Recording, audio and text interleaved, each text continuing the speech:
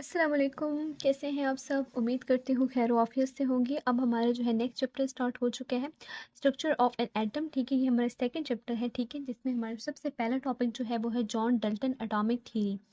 ठीक है, लेकिन सबसे पहले हम थोड़ा सा इंट्रो ले लेते हैं। ठीक है ना। अब हमें पता है कि हमारे पास जो मैटर की कंपोजिशन है ना, ये हमेशा हमारे लिए क्या रही है, एक मिस्ट्री रही है। ठीक है ना। क्या मैं आपको कहने की कोशिश कर रही हूँ, मैं आपको कहने की कोशिश कर रही हूँ कि जो कंपोजिशन ऑफ मैटर है ना, ठीक है ना, मैटर की कंपोजिशन, ठीक है ना, मैटर की कंपोजिशन जो है वो हमारे पास हमेशा क्या रही है, एक मिस्ट्री रही है। ठीक है ना। कंपोजिशन ऑफ मैटर हमारे लिए हमेशा क्या रही है, एक मिस्ट्री रही है। ठीक है ना, जिसको हमने हमेशा से क्या किया है, समझने की कोशिश की है। अब हमारे पास कई फिलोसफर भी आए। ठीक है, कई फिलोसफर आए, कई साइंटिस्ट आए। ठीक है ना, जिन्होंने क्या किया, वर्क किया, सदियों तक वर्क किया ताकि वो इस मिस्ट्री को सॉल्व कर सके। ठीक है ना। कई फिलोसफर भी आए और कई मेरे पास क्या आए, साइंटिस्ट भी आए। वो आए, उन्होंने क्या किया कि हम लोग वर्क करते हैं ताकि हम इस मिस्ट्री को क्या कर सके, सॉल्व कर सके और इस मिस्ट्री का क्या कर सके, पता चला सके। ठीक है ना, कि जो मैटर की हमारे पास क्या है, एक मिस्ट्री है कि हमारे पास मैटर जो है उसकी कंपोजिशन क्या है, मैटर जो है वो किन चीज़ों से मिलके बना हुआ है। ठीक है ना, यानी मैटर हमारे पास किन चीज़ों से मिलके बना हुआ है, ये बात हमारे लिए एक मिस्ट्री है। और कई फिलोसफर और साइंटिस्ट आए जिन्होंने सदियों तक इस पे काम किया और ये पता लगाने की कोशिश की कि हमारे पास जो है आखिरकार ये मैटर बना तो बना किस चीज़ से हुआ है। ठीक है, इसी तरह हमारे पास जो है ग्रीक फिलोसफर भी आए जिन्होंने काफ़ी टाइम तक काम किया। ठीक है ना। एक ग्रीक फिलोसफर जो है हमारे पास जो है डेमोक्राटस जो है, उन्होंने 460 से, ठीक है, 460 से 370 बीसी तक, ठीक है, 460 टू 370 बीसी, ठीक है ना। कौन सा नाम है, डेमोक्राटस। उन्होंने क्या कहा, अब उन्होंने फर्स्ट टाइम जो है सजेस्ट किया था। ठीक है, डेमोक्राटस ने जो है फर्स्ट टाइम जो है सजेस्ट किया था कि जितने भी हमारे पास मैटर है ना, ठीक है ना, अगर वो टूटते हैं, ठीक है ना, तो वो टिनी पार्टिकल्स में टूटेंगे जिनको दोबारा डिवाइड नहीं किया जा सकेगा। ठीक है ना, दोबारा जो है आप उसको सिंपलेस्ट पार्टिकल्स में डिवाइड नहीं कर सकते। यानी कि उसने क्या कहा था कि आपके पास जो मैटर है ना, ठीक है ना, आपके पास क्या है, मैटर है। अगर आप इस मैटर को तोड़ते हो ना, ब्रोकन डाउन करते हो ना, इस मैटर को अगर आप ब्रोकन डाउन करते हो ना, तो ये मैटर जो है ना आपके पास क्या हो जाएगा, टिनी पार्टिकल्स में कन्वर्ट हो जाएगा, बहुत छोटे छोटे पार्टिकल्स में कन्वर्ट हो जाएगा। ठीक है, और इन टिनी पार्टिकल्स को आप मज़ीद जो है डिवाइड जो है नहीं कर सकते। इन टिनी पार्टिकल को आप मज़ीद डिवाइड नहीं कर सकते।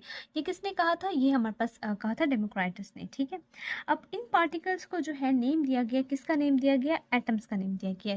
किसका नेम दिया गया, एटम्स का नेम दिया गया। और एटम वर्ड जो है वो हमारे पास किससे निकला है, एटम्स वर्ड जो है वो हमारे पास निकला है एक ग्रीक वर्ड से। किससे निकला है, एक ग्रीक वर्ड से निकला है, जिस जो क्या है, एटमॉस। क्या है वर्ड, एटमॉस से निकला है।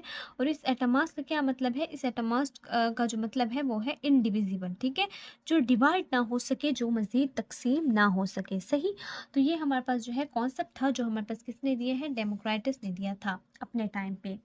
सही, तो इस यूनिट में हम लोग पढ़ेंगे डेवलपमेंट ऑफ एटॉमिक मॉडल और concept like isotopes, electronic configuration, ये सब चीज़ें हम किस में पढ़ेंगे, डिटेल में पढ़ेंगे। सही है, तो हमारे पास सबसे पहला जो टॉपिक है वो हमारे पास क्या है, पहला टॉपिक है जॉन डल्टन एटॉमिक थ्योरी।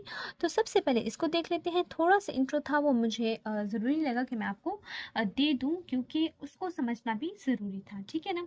अब हम कहते हैं कि अब ये चीज़ तो हम जानते हैं कि जो एटम की टर्म है या एटम का जो वर्ड है वो यूज हो चुका था। ठीक है ना, 400 बीसी में। एज वी नो वेल कि जो एटम वर्ड है ना, ठीक है ना, एज वी नो वेल कि जो वर्ड एटम है ना, वो हमारे पास कब यूज़ हो चुका था, वो 400 बीसी में ही यूज्ड हो चुका था। ठीक है, 400 बीसी में ही यूज्ड हो चुका था। ठीक है ना, फिर 19th सेंचुरी तक ना, फिर 400 बीसी से 19th सेंचुरी तक कोई मज़ीद काम नहीं हुआ इस पे। ठीक है, 19th सेंचुरी तक जो है मज़ीद कोई भी काम नहीं हुआ इस पे। ठीक है, तो फर्स्ट पहले साइंटिस्ट कौन थे, पहले साइंटिस्ट हमारे पास यही जॉन डल्टन ही थे। ठीक है, कौन थे, यही जॉन डल्टन ही थे जिन्होंने सबसे पहले इस चीज़ पे काम किया। ठीक है ना। अब जॉन डल्टन असल में थे कौन, इनकी थोड़ा बहुत हम लोग तारीफ देख लेते हैं, तारुफ इनका देख लेते हैं कि जॉन डल्टन जो थे वो हमारे पास थे एक इंग्लिश स्कूल टीचर। ठीक है, एक इंग्लिश स्कूल टीचर थे। जॉन डल्टन जो थे वो एक इंग्लिश स्कूल टीचर थे। और जो जॉन डल्टन थे, ठीक है, उन्होंने क्या किए, सीरीज ऑफ एक्सपेरिमेंट परफॉर्म किए। ठीक है, सीरीज ऑफ एक्सपेरिमेंट परफॉर्म किए, बहुत ज़्यादा तजर्बे किए इन्होंने, बहुत ज़्यादा, एक के बाद एक तजर्बा किया, सीरीज ऑफ एक्सपेरिमेंट परफॉर्म किए। और उन सबको परफॉर्म करने के बाद इन जॉन डल्टन ने क्या कंक्लूजन निकाला। अच्छा, आप कंक्लूजन लिखते हैं इनका कि इन्होंने क्या कंक्लूजन निकाला था, इन्होंने कंक्लूजन निकाला था कि हमारे पास जो है जितने भी मैटर है, हमारे पास जो भी मैटर होता है, ठीक है, उसके अंदर हमारे पास क्या होता है, एक टिनी पार्टिकल होता है। टिनी पार्टिकल होता है, क्या होता है, एक टिनी पार्टिकल होता है।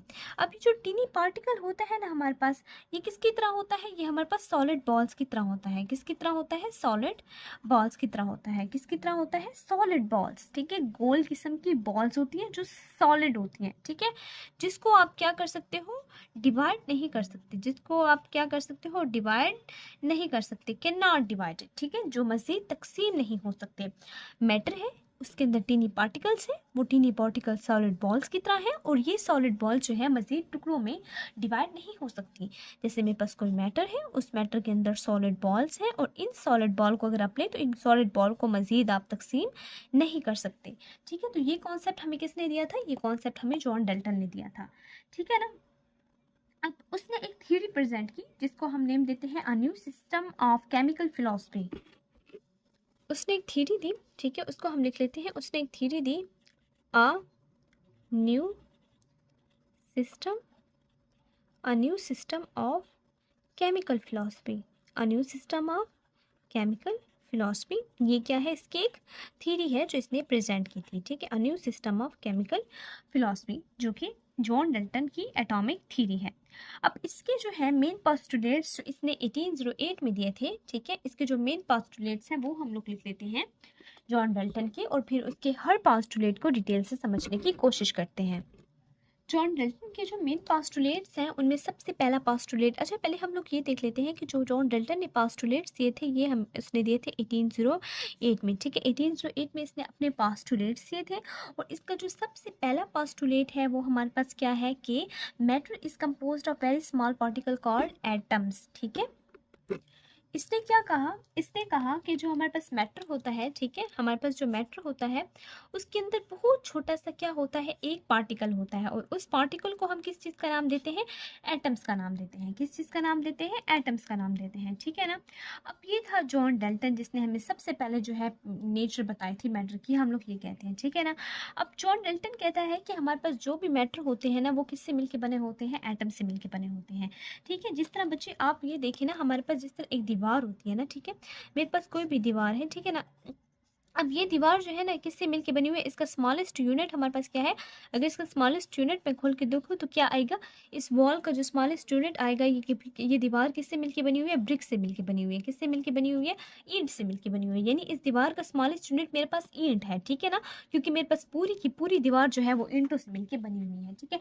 तो एक ब्रिक रखा, उसके ऊपर दूसरी रखी, फिर तीसरी रखी, फिर इस तरह चौथी रखते रखते रखते हमारे पास पूरी दीवार बन जाती है, ठीक है, एक प्रॉपर सीक्वेंस के साथ, एक प्रॉपर अरेंजमेंट के साथ, ठीक है ना। तो अब ये पूरी दीवार जो है ईंट से मिलके बनी। अब ईंट जो है इसका क्या है, एक स्मॉलेस्ट यूनिट है, ठीक है ना। तो जिस तरह एक दीवार जो है ना वो एक ब्रिक से मिलके बनती है, जिस तरह एक दीवार का यूनिट जो है वो एक ईंट होती है, उसी तरह मेरे पास कोई भी मैटर हो, मेरे पास कोई भी मैटर हो, उसका जो स्मॉलेस्ट पार्टिकल है वो मेरे पास क्या है, एटम्स है। क्या है मेरे पास, एटम्स है, ठीक है ना।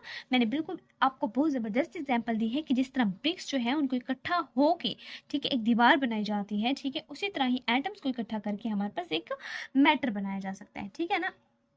अब आप इस मैटर को तोड़ सकते हो, ठीक है, अब आप इस दीवार को क्या कर सकते हो, तोड़ सकते हो। आप इस दीवार को तोड़ोगे तो आपके पास क्या निकलेगी, ब्रिक निकलेगी, ठीक है।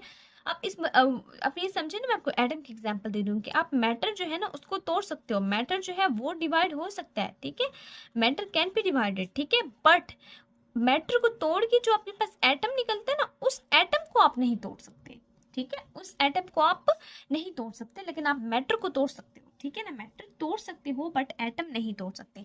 बिल्कुल एग्जाम्पल जिस तरह हम लोग बायोलॉजी में लेते रहते हैं कि बायोलॉजी में हम लोग कहते हैं कि एक होल लिविंग ऑर्गेनिज्म जो है वो सेल से मिलकर बना है।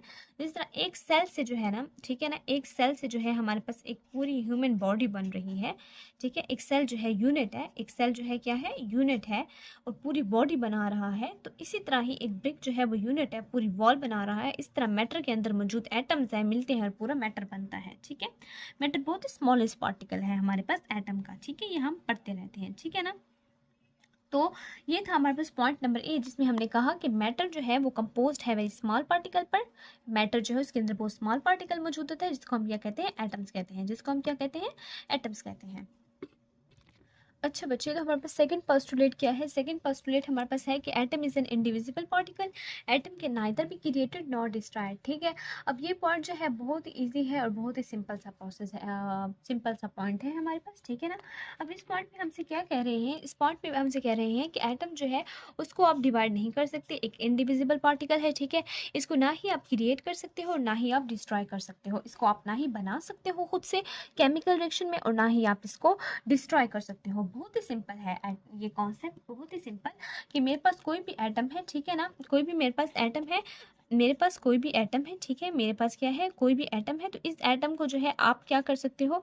डिवाइड जो है वो नहीं कर सकते। इस एटम को आप मजीद तकसीम नहीं कर सकते। ये एक इनडिविजिबल पार्टिकल है। ठीक है, नहीं, एक इनडिविजिबल पार्टिकल है और आपके पास कोई भी केमिकल रिएक्शन हो रहा है, उस केमिकल के रिएक्शन के दौरान ना ही आप कोई नया एटम क्रिएट कर सकते हो। ठीक है, और ना ही आपके पास जो एटम्स मौजूद हैं उनको आप डिस्ट्रॉय कर सकते हो। ठीक है, ये भी नहीं हो सकता। तो ये आपके पास जो कॉन्सेप्ट है ना कि एटम को ना ही आप ना ही कोई न्यू चीज़ क्रिएट कर सकते हो, ना ही न्यू आप जो एग्जिस्टिंग चीज़ है उसको आप ना ही डिस्ट्रॉय कर सकते हो, यानी एटम को ना ही क्रिएट कर सकते हो केमिकल रिएक्शन के दौरान और ना ही एटम को डिस्ट्रॉय कर सकते हो। ये हमारे पास सेकेंड पोस्टुलेट जो है हमें law of conservation of mass की तरफ लेके जा रहा है। किसकी तरफ लेके जा रहा है? Law of conservation of mass की तरफ लेके जा रहा है। ठीक है, ये उस चीज़ को एक्सप्लेन कर रहा है यहाँ पर कि law of conservation of mass को एक्सप्लेन कर रहा है कि जितना मास पहले था उतना मास बाद में रहेगा। ठीक है ना, अब एटम्स हमारे पास कंबाइन तो होते हैं। ठीक है, एटम्स हमारे पास आपस में कंबाइन तो होते हैं। ठीक है, एटम्स, ये वाला एटम मिला, ये वाला एटम मिला, एटम्स मिलके कंबाइन हुए और नई चीज़ें बन गई। ठीक है, ये एक नई चीज़ बन गई। अब हमने कहा एटम्स कंबाइन हुए और एक न्यू यूनिट बना। ठीक है, अब एक न्यू यूनिट बन गया। ठीक है ना, तो एग्जिस्टिंग वन जो हमारे पास जो पहले थे ना, एग्जिस्टिंग वन जो है ना हमारे पास, जो पुराने एटम्स मौजूद थे, जो पहले एटम मौजूद थे, यानी वन एटम ये भी था, वन एटम ये भी था, जो पुराने मेरे पास एटम्स मौजूद थे, वन एटम ये भी था, वन एटम ये भी था, ये दोनों मिले और हमारे पास जो है ये वाला एटम यहाँ रहा और ये वाला एटम यहाँ रहा। ठीक है ना, तो हम ये कह सकते हैं कि जो एटम्स हैं ये आपस में मिले और हमारे पास न्यू चीज़ बन गई। फॉर एग्जाम्पल मेरे पास क्या था? मेरे पास एक हाइड्रोजन एटम था और दूसरा भी हाइड्रोजन एटम था, ये दोनों आपस में मिले और मेरे पास H2 बन गया। ठीक है, अब ये वाला एटम ना डिस्ट्रॉय हुआ ना ये वाला एटम ना डिस्ट्रॉय हुआ। ठीक है, हमारे पास क्या बना? H2 बना और इनमें यही दोनों एटम्स के ही कम्बिनेशन से मिलके बना है। मेरे पास यहाँ ना ही कोई एटम डिस्ट्रॉय हुआ है और ना ही कोई दूसरा एटम क्रिएट हो गया है खुद से। ठीक है, तो existing one can not be destroyed and new one can not be formed. तो यहाँ मैं आपको एग्जांपल दे देती हूँ कि जिस तरह मैंने को बताया कि एग्जिस्टिंग वन जो है, जो पुराने एटम्स मौजूद हैं। ठीक है, जो एग्जिस्टिंग है, existing one can not be destroyed, कि जो एग्जिस्ट करते हैं वो डिस्ट्रॉय नहीं हो सकते और जो न्यू वंस हैं वो ऑब्टेन नहीं हो सकते। ठीक है ना, तो ये इस कॉन्सेप्ट को मैं आपको यहाँ थोड़ा सा समझा देती हूँ। ठीक है, जिस तरह मेरे पास वाटर मालिक्यूल है, तो वाटर मालिक्यूल मेरे पास कैसे बनता है? वाटर मालिक्यूल मेरे पास कुछ इस तरह बनता है कि मेरे पास जो है दो हाइड्रोजन है। ठीक है, दो हाइड्रोजन है और एक ऑक्सीजन का मालिक्यूल है, ये दोनों आपस में मिलते हैं हमारे पास और क्या बनता है? 2H2O बनता है। ठीक है ना, अब मेरे पास कितने हाइड्रोजन है? मेरे पास यहाँ जो है, ये मेरे पास कौन सी साइड है? ये मेरे पास लेफ्ट साइड है और ये मेरे पास राइट साइड है। अब मेरे पास लेफ्ट साइड पे 4 हाइड्रोजन मौजूद है और 2 ऑक्सीजन मौजूद है। अब राइट साइड पे देखें तो राइट साइड पे भी मेरे पास 4 हाइड्रोजन मौजूद है और ये 2 जो ऑक्सीजन के साथ भी है और हाइड्रोजन के साथ भी, 2 टाइम्स 4, 2 1 टाइम्स 2, तो 2 ऑक्सीजन मौजूद है। 4 हाइड्रोजन 2 ऑक्सीजन, यहाँ भी 4 हाइड्रोजन 2 ऑक्सीजन।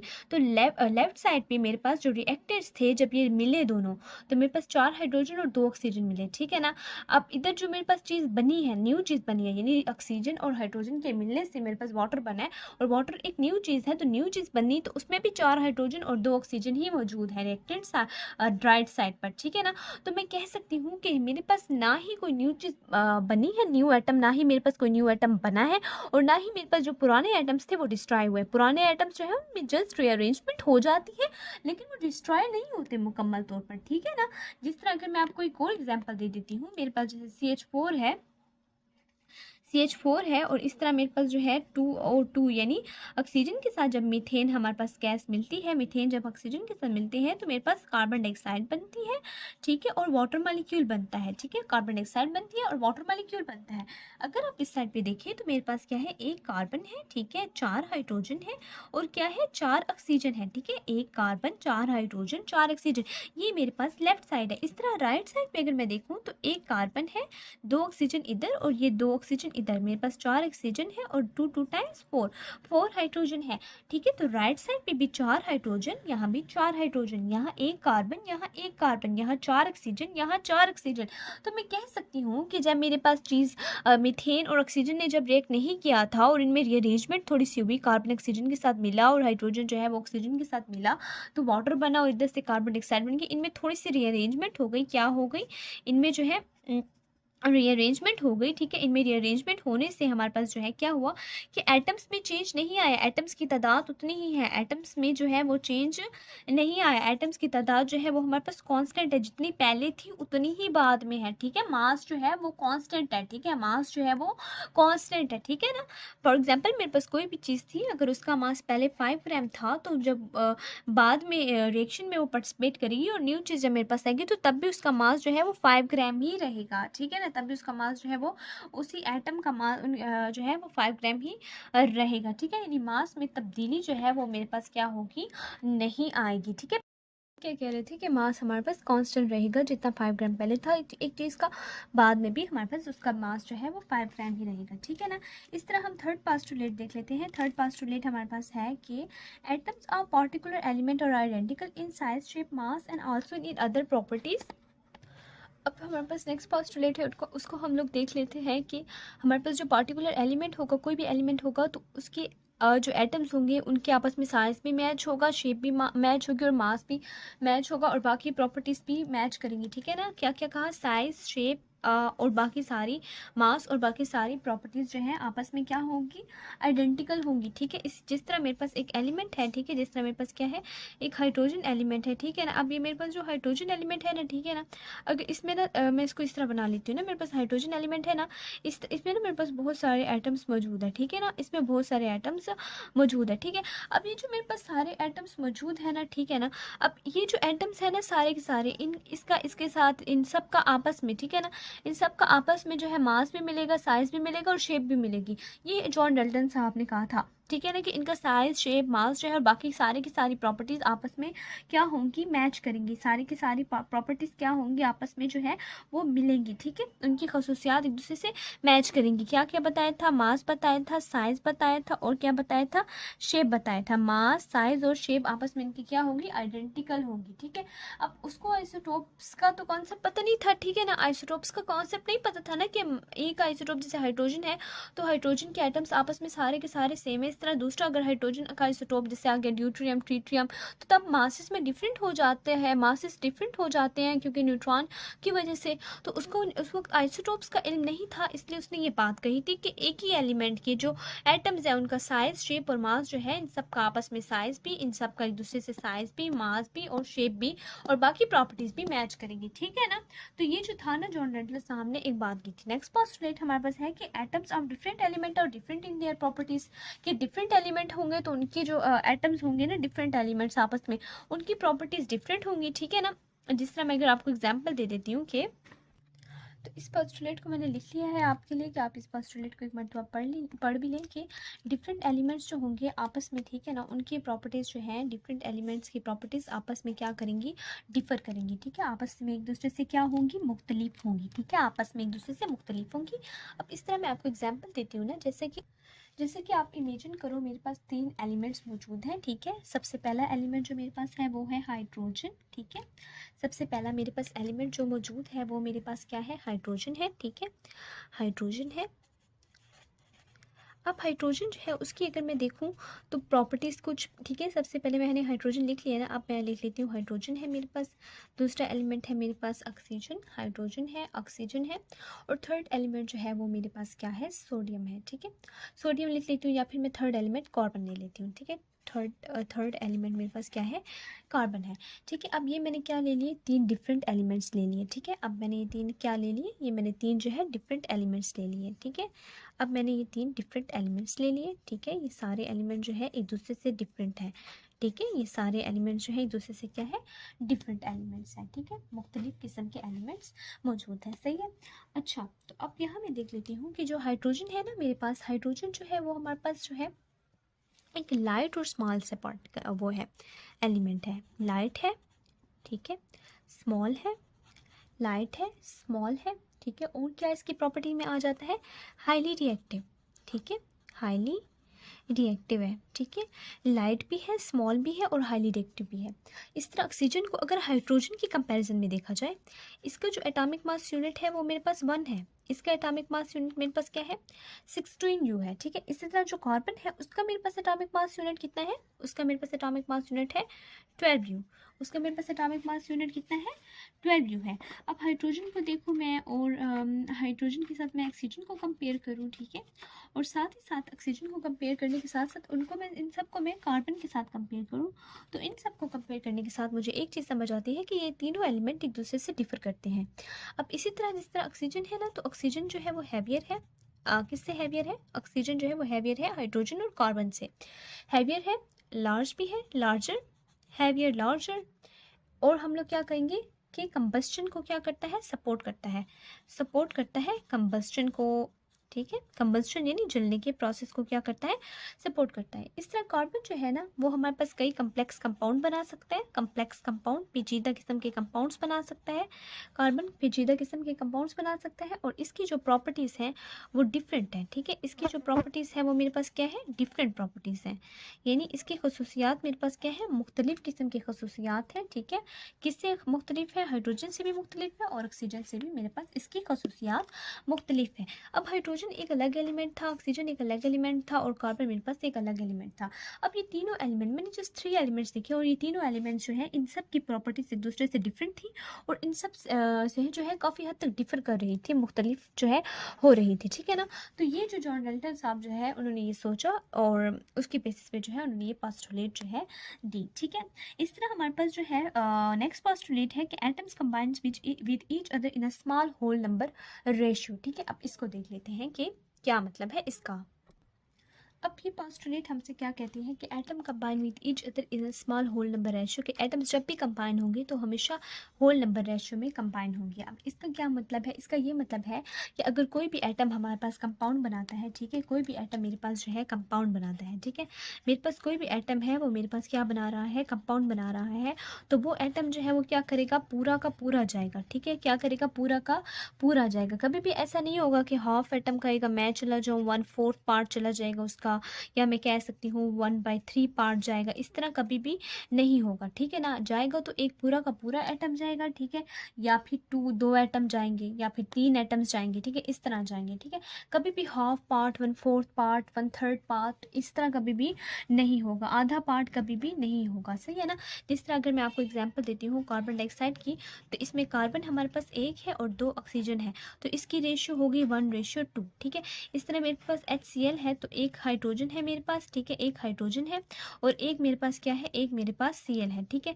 तो ये जब दोनों आपस में कंबाइन होंगे तो मेरे पास क्या रेशियो आएगी, 1:1। इसी तरह अगर मैं आपको एग्जाम्पल दे देती हूँ वाटर की, तो मेरे पास H2O है तो 2 हाइड्रोजन है मेरे पास और एक क्या है, एक ऑक्सीजन है, ठीक है। तो इनकी रेशियो मेरे पास क्या आएगी, 2:1 आएगी, ठीक है ना। तो क्या आएगी, 2:1 आएगी। आप कभी भी ऐसा नहीं देखेंगे कि कार्बन डाइऑक्साइड जो है उसकी रेशियो मैंने लिखी हो 1:2, 2.5, ठीक है, 1:2.5, ये गलत होगा, ठीक है। और इस तरह मैंने कभी भी वाटर की नहीं लिखी 2:1.5, इस तरह कभी भी नहीं होगा कि आप कह दें कि ऑक्सीजन जो है उसका 1.5 पार्ट आया है और हाइड्रोजन का या फिर 2.5 पार्ट आया है, इस तरह कभी भी नहीं होगा, ये हमेशा होल नंबर में होंगे, सही है ना। तो या तो पूरा का पूरा जाएगा, ठीक है, या तो गया नहीं है बिल्कुल, या गया तो पूरा का पूरा गया है, कभी भी ऐसा नहीं होगा कि हाफ जाए या उसका 1/4 या 1/3 पार्ट जाए, ठीक है ना। इसी तरह हमारे पास जो नेक्स्ट पोस्टुलेट है उसको हम लोग देख लेते हैं। हमारे पास नेक्स्ट पोस्टुलेट है कि all chemical reactions are due to combination और सेपरेशन ऑफ एटम्स, ठीक है, लिख लेते हैं इसको। ये पोस्टुलेट हमसे ये कहती है कि हमारे पास जितने भी रिएक्शंस हो रही हैं, हमारे पास जितने भी रिएक्शंस हो रही हैं, ठीक है, वो रिएक्शंस या तो एटम्स की कम्बिनेशन से हो रही हैं या फिर एटम्स की ही सेपरेशन से हो रही हैं, ठीक है ना।